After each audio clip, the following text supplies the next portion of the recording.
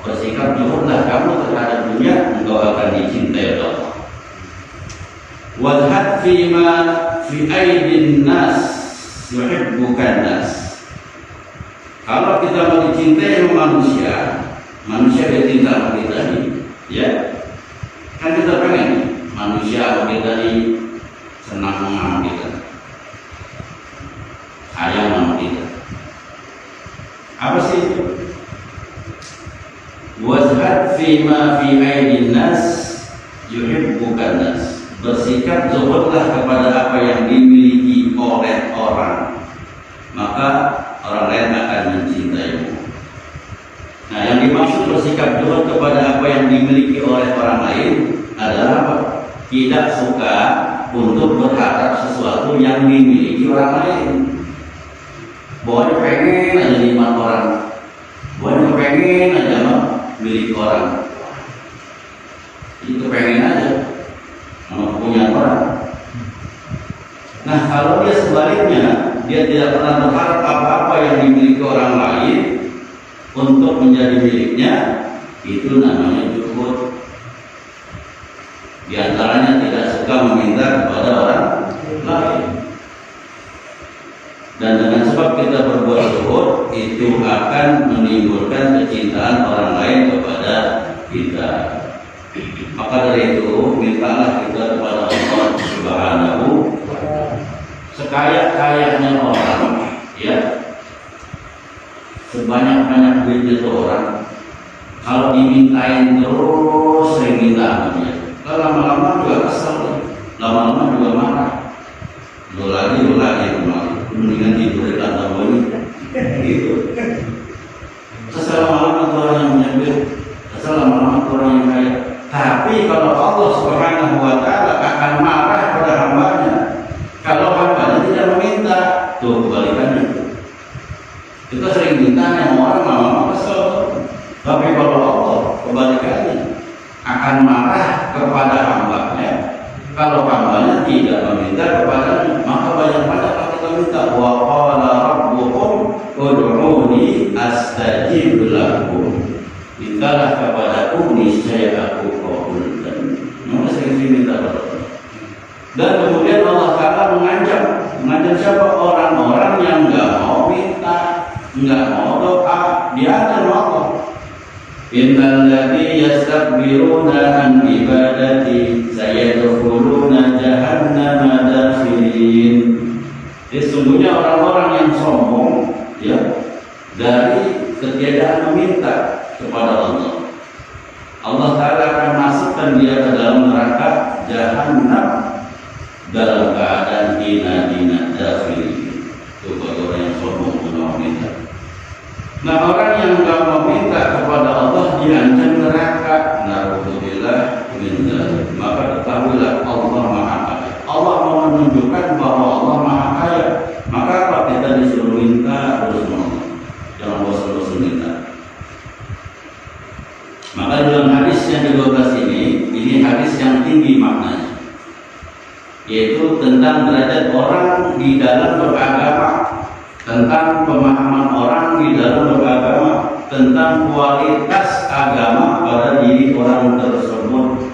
Al-Islam ya'lu wa la yu'la alaih. Islam itu tinggi, tiada yang meninggikan. Dan alhamdulillah kita menjadi orang Islam nih.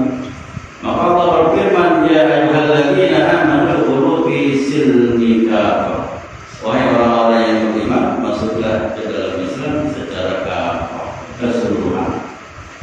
Maka hadis yang ke-12 ini memiliki makna yang tinggi tentang kualitas keislaman seseorang. Nah, seperti sekarang alhamdulillah kita sudah hijrah dari tempat yang gelap ke tempat yang terang, minaz zulumati ila nur, daripada kegelapan kepada terang. Mana kita bisa duduk di majelis ini adalah salah satu hidayah dari Allah Subhanahu wa ta'ala. Nah, di dalam hadis-hadis yang lalu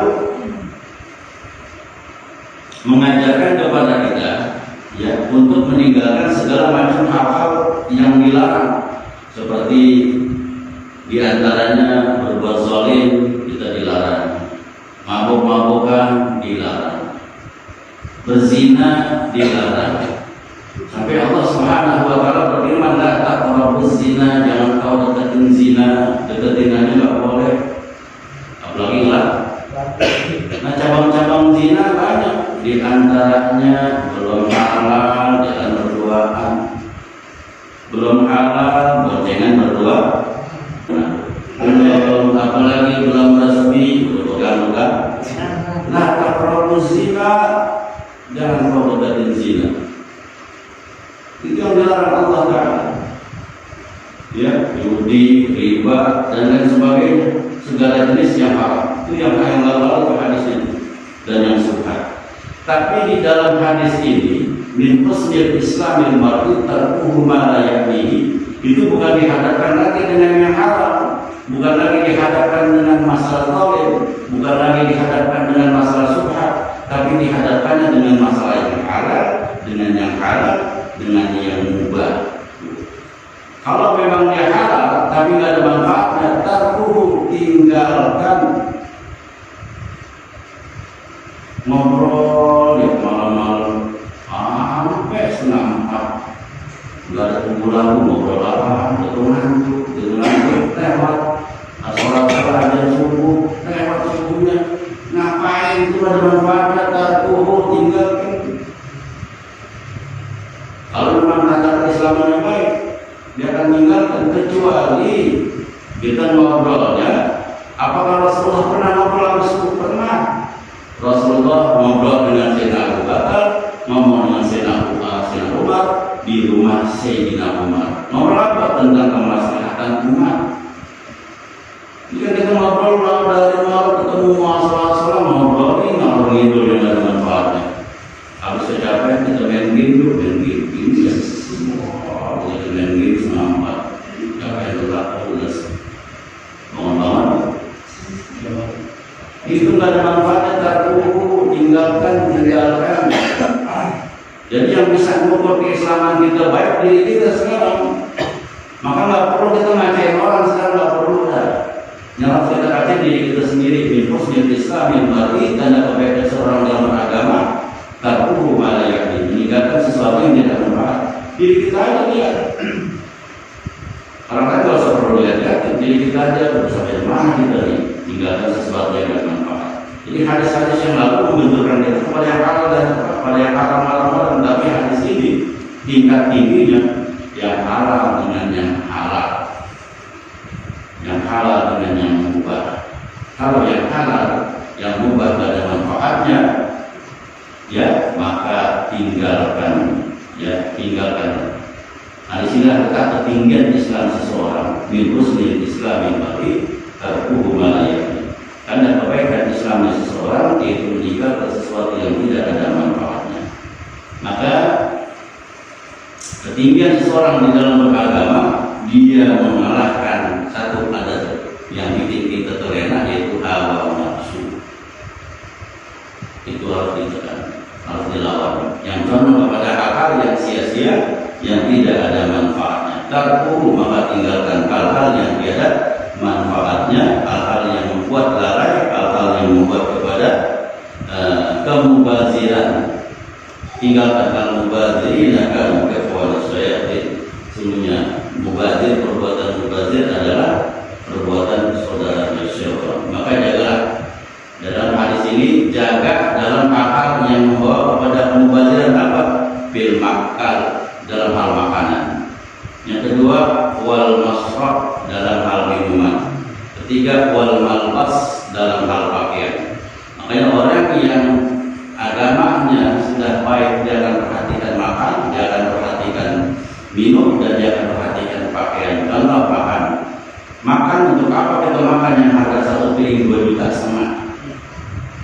Yang ujung-ujungnya kalau pagi begitu masuk kamar mandi, maaf jadi kotoran. Makan yang sederhana, ada 100.000, semua makan 100.000. Nah, yang 2.400.000-nya bisa manfaat ngasih anak ya. Itu namanya manfaat. Kalau mau pamer, kadang-kadang orang gini sih, prestis itu kubulja, dia pengen disebut atau dia pengen disanjung-sanjung. Dia masuk ke restoran yang prestis yang memang kelas tinggi, begitu keluar dapat duit, hebatnya orang. Kalau nunjuk kaya,